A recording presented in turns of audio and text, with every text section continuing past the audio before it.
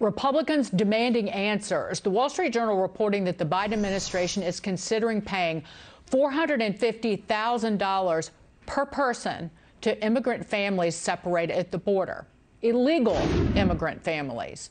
Joining me now on this, Republican New York Congresswoman Claudia Tenney. She's a member of the House Foreign Affairs Committee. Congresswoman, always a pleasure to see you. I know that if I do something illegal and get arrested, I'm separated from my family, too.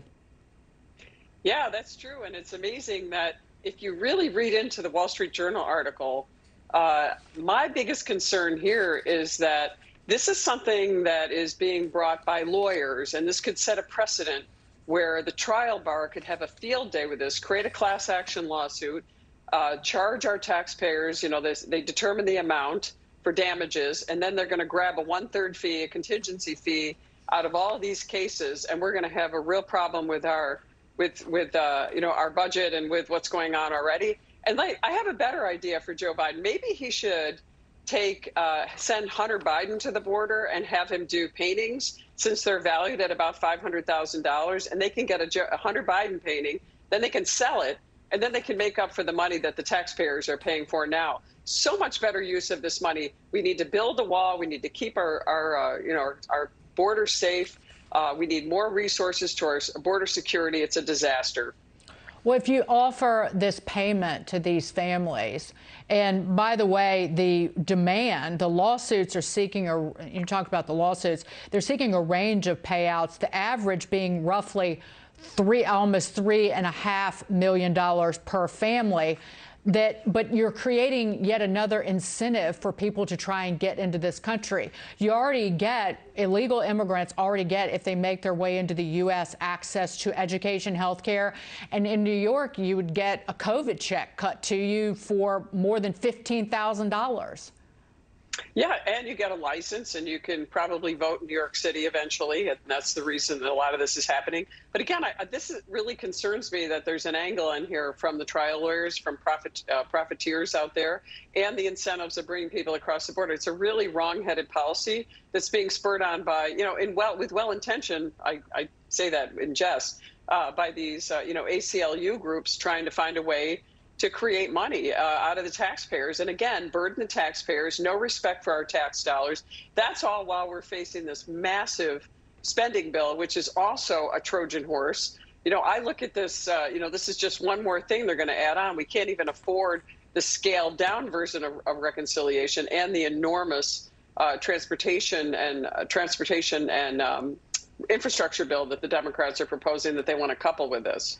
Congresswoman, and just to point out, these adults were separated from these children because they could not prove that the kids were theirs. It was to protect the children from potential child exploitation.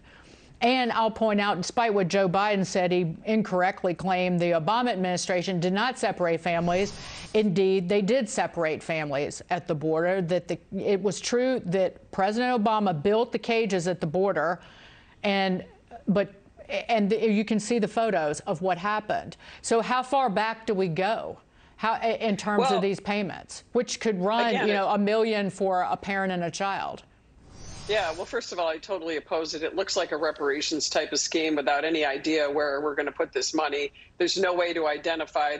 I don't believe there's any legal basis to prove this. But if the Biden administration chooses to accept the settlement offers, then we're going to be stuck holding this policy, and we're going to end up, again, incentivizing people. But remember, we always hear about the children in cages that Obama created, blamed on President Trump. Now we have President Biden, who has actually created warehouses full of children, and we've had sexual assaults and offenses against these children. So when law enforcement comes up with a need to prove that these children are actually the children of these parents, it presents a new problem. And also, we don't have the resources right now at the border. You're seeing an overwhelming number, the largest in American history now. We've reached this peak, and the border agents are overwhelmed. They don't have any tools in their chest left to handle this thing. They're overwhelmed with the bureaucracy, with the cost, and where are they going to put these children?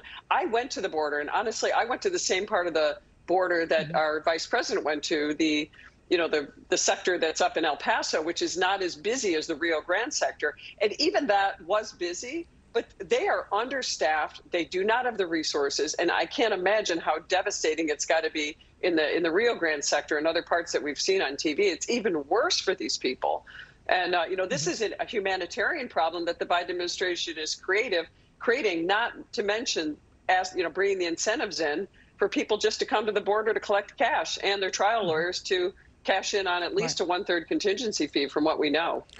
Before we go, Congresswoman, to put an exclamation point on this, in the Wall Street Journal reporting, one Department of Homeland Security attorney involved in the negotiations, the settlement talks, complained that the payouts could amount to more than some families of 9/11 victims received to illegal immigrants who, again, broke the law coming into this country.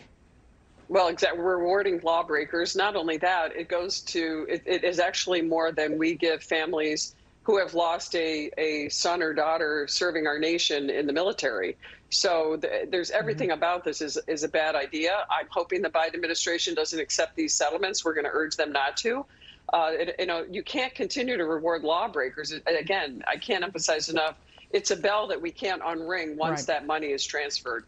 Congresswoman Claudia Tenney, such a pleasure always. Thank you so much for being here. Have a terrific weekend. Thanks, you too.